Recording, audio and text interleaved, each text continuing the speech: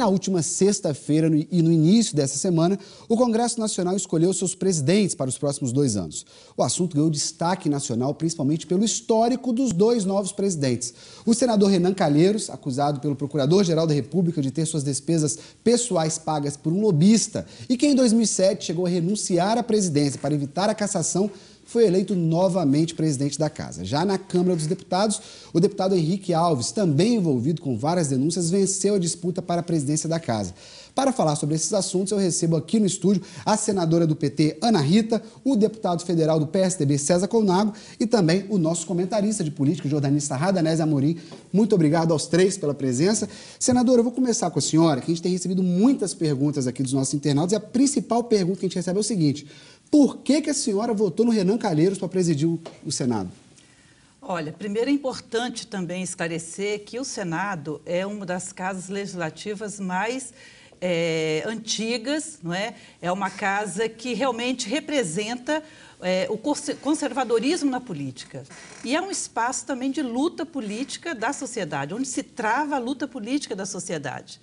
E a eleição do Renan Calheiros, ela reflete esse perfil da Casa Legislativa, que é um perfil bastante conservador. O critério que foi utilizado para a eleição da mesa diretora e também que está sendo utilizado para compor as comissões da Casa é o critério da proporcionalidade, que eu considero um critério justo, porque ele valoriza os partidos políticos que têm o maior número de parlamentares da Casa. E, na verdade, isso é importante porque também reconhece o processo eleitoral. Na verdade, os parlamentares que estão na Casa, eles são eleitos pela sociedade. Então, quando se valoriza os partidos que têm o maior número de parlamentares na Casa, se está respeitando também a vontade da população que os elegeu. Portanto, a eleição do senador Renan Calheiros, ela foi uma eleição que respeitou o critério da proporcionalidade, não só a eleição dele, mas bem como de todos os membros que compõem a mesa diretora. Mas, senadora, proporcionalidade, a senhora está dizendo, o Renan Calheiros é do PMDB. Não tinha um outro nome do PMDB que não gerasse tanta controvérsia? É verdade, Vinícius. Inclusive, esse apelo foi feito da tribuna do Senado pelo próprio parlamentar, o senador Pedro Simão, que também é do PMDB.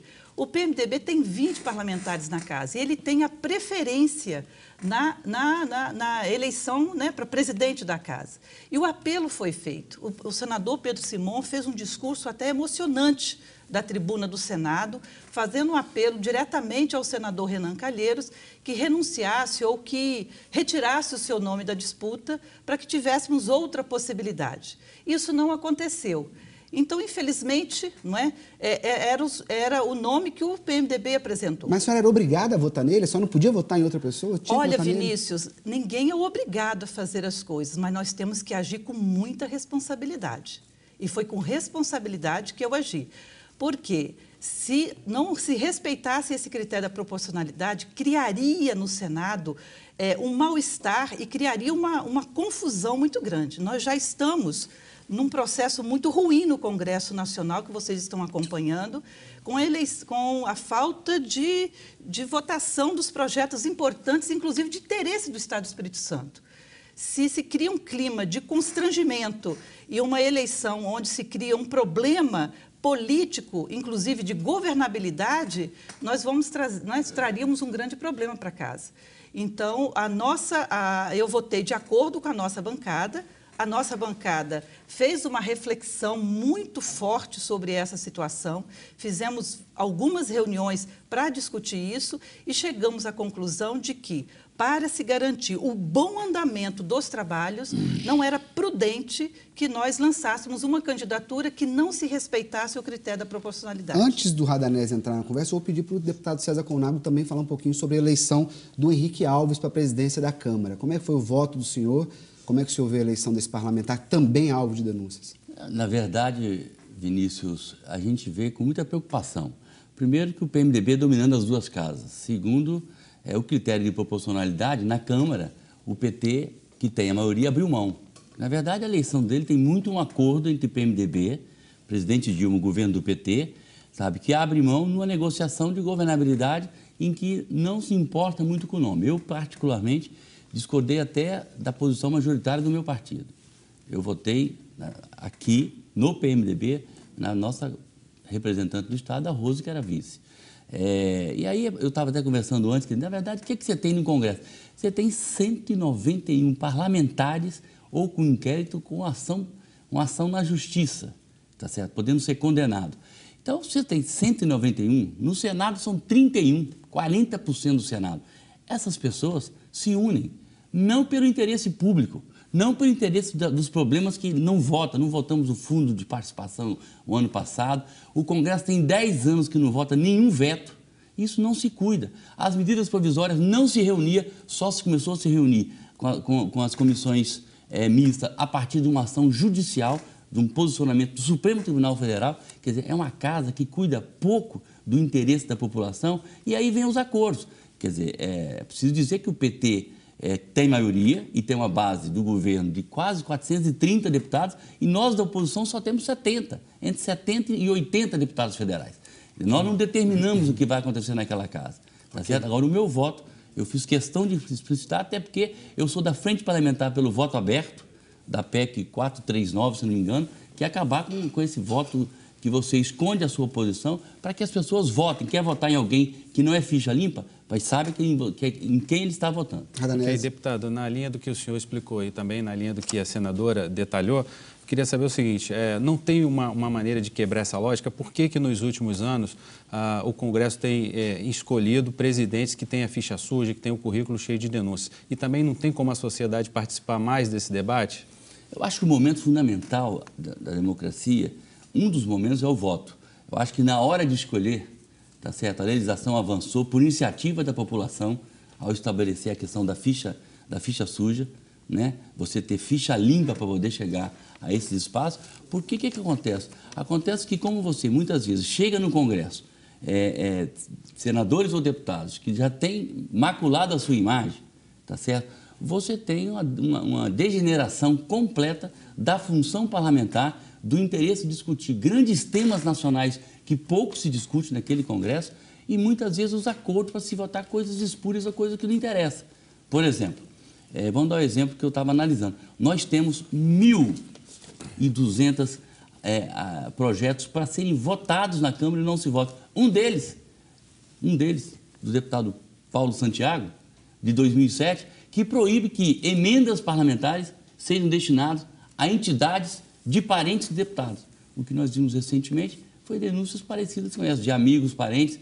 Então, é preciso, na hora da população escolher melhor também. Quer dizer, debater mais, para que você possa ter gente que realmente seja pessoas afinadas com o interesse público e possam dar uma demonstração de grandeza naquele Congresso, porque enquanto isso não adianta só reclamar.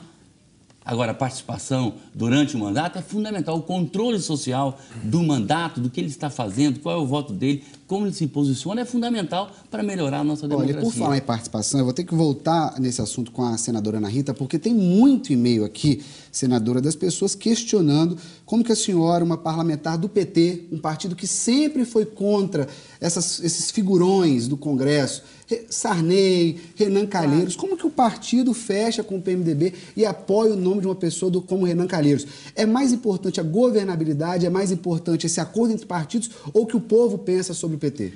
Olha, a população tem toda a razão de questionar isso. Agora, é importante deixar bastante claro, a composição do Senado é que definiu a mesa diretora. Então, o Senado hoje, que é uma casa extremamente conservadora e que, na verdade, historicamente, quando nós olhamos quem presidiu o Senado, foram representantes das oligarquias brasileiras. O Sarney, por exemplo, presidiu o Senado 4 vezes. E não tem como quebrar essa lógica? Não tem como outros parlamentares quebrarem essa lógica? Então, como é uma casa conservadora, o processo de mudança no Legislativo, ele é muito mais lento. E eu diria que é mais lento ainda no Senado do que na Câmara Federal. Mas é um processo que precisa ser trabalhado sim para que haja mudança. E eu digo que a representação hoje na mesa diretora, ela está representada por todos os partidos políticos, inclusive o PSDB, que tem a primeira secretaria da casa. Agora, por que a senhora não votou contra? A senhora, como senadora, a senhora poderia votar contra? Eu não vou... Isso que eu disse, Vinícius, eu poderia ter votado contra, mas eu poderia trazer também uma dificuldade muito grande Tanto eu quanto o PT poderíamos ter votado contra se nós não tivéssemos responsabilidade com a nação brasileira e nem responsabilidade com o nosso governo. Porque quem governa o país não é o PT sozinho. Quem governa o nosso país é um conjunto de forças políticas sob a liderança do governo da presidenta Dilma. Se a eleição da casa você traz dificuldades nesse começo, além das dificuldades que nós já estamos enfrentando, e que eu me preocupo muito com o Espírito Santo. Nós, do Espírito Santo, somos um dos estados que estamos mais sofrendo com essa questão dos royalties do petróleo e outras coisas. Alguns deputados, desculpe interromper, mas alguns deputados dizem o seguinte, e senadores também, se você não votar de acordo com esse grupo que está dominando hoje o Congresso, a Câmara e o Senado, o Estado pode sair prejudicado nessas negociações de assuntos importantes que nós temos esse ano. Isso é verdade? Não, na verdade, Radamés, olha, na verdade, o que nós queremos e desejamos? Nós terminamos o ano passado, na minha opinião, muito mal no Congresso Nacional.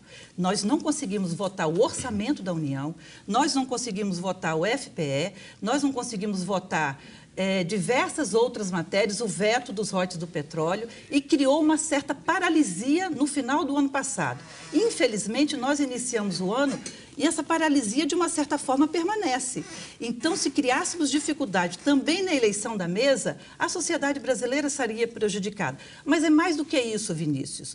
A eleição da mesa do Senado, eu não estou aqui defendendo o nome do senador Renan Calheiros, não, porque o nome dele foi indicado pelo PMDB. Então, a representação na mesa e nas comissões não é uma representação pessoal e individual, é uma representação partidária. Então, eu acho que a sociedade brasileira tem que se manifestar assim, porque as mudanças no Legislativo e no caso do Senado são mudanças muito lentas e a sociedade realmente precisa se manifestar. Há uma responsabilidade, por isso que eu defendo a reforma política. Quando eu cheguei no Senado, no início de 2011, uma das minhas primeiras iniciativas foi compor, e não foi fácil, porque eu tive que peitar o presidente Sarney, porque ele compôs uma comissão especial para discutir a reforma política, que não tinha representação das mulheres, era uma comissão de notáveis, apenas de ex-presidentes da República, ex-ministros, e eu chegando... fiquei de fora e eu briguei por isso. E estive na comissão especial para discutir a reforma política, justamente porque eu entendo, para mudar essa realidade do legislativo brasileiro, é preciso uma reforma política urgente, uma reforma política realmente que defina principalmente o financiamento público exclusivo de campanha. Eu sempre defendi isso, o nosso partido defende isso, porque quem está lá hoje no Senado, se nós formos olhar, e eu até peço a vocês que olhem o perfil de todos os parlamentares que estão lá. Sim, mas... Quem eles representam, da onde que eles vêm e como que eles foram eleitos. Sim, então, sabemos. Eles representam os interesses de determinados setores da sociedade. Sim. E que, para que haja mudança, não é apenas numa eleição de mesa. A mudança tem que ser via processo eleitoral. Por isso, a reforma política é altamente importante. Mas e a enquanto isso não sociedade acontece, brasileira pode contribuir para isso. Mas enquanto essa reforma não é aprovada, que é muito difícil, já se tentou diversas vezes, em várias legislaturas, o que, por exemplo, congressistas como a senhora, como o deputado que não estão envolvidos, né, esse grupo dominante no Senado, o que podem fazer para tentar enfrentar essa situação? Vamos fazer essa pergunta para o deputado César Conago, também, para ele participar da conversa? A grande verdade é o seguinte, quero dizer que o Senado fez uma escolha de quem já está sendo acusado pela Procuradoria, que vai manter não só o Senado, mas o Congresso o tempo todo sob a mira da suspeição de uma pessoa que tem problemas na Justiça e que vai colocar a casa sob suspeita, assim, a imagem já não é boa, os trabalhos tinham que ser mais rápidos, nós tínhamos que tratar daí do interesse da saúde, da educação, dos royalties discutidos num outro nível, tá certo? Dos fundos de participação, do financiamento da máquina pública, dos gastos públicos, dos problemas hoje da economia. Nós estamos lá, nós vamos ficar sob a mira porque escolhemos uma pessoa que quase foi cassada, perdeu o mandato da presidência do Senado, aliás, investigado pela Marisa Serrano e pelo, na época, senador Renato Casagrande. Aí o Senado recoloca essa pessoa de volta. Eu acho que, às vezes, você tem algumas suspeitas sobre determinado parlamentar. Mas, pessoal, no caso dele, tem uma ação clara da Procuradoria. Eu vou só pedir desculpa, porque o nosso tempo está estourando. A conversa está boa, a gente tem tempo aí para 2 bons dias sobre isso. Eu gostaria de agradecer a presença dos dois.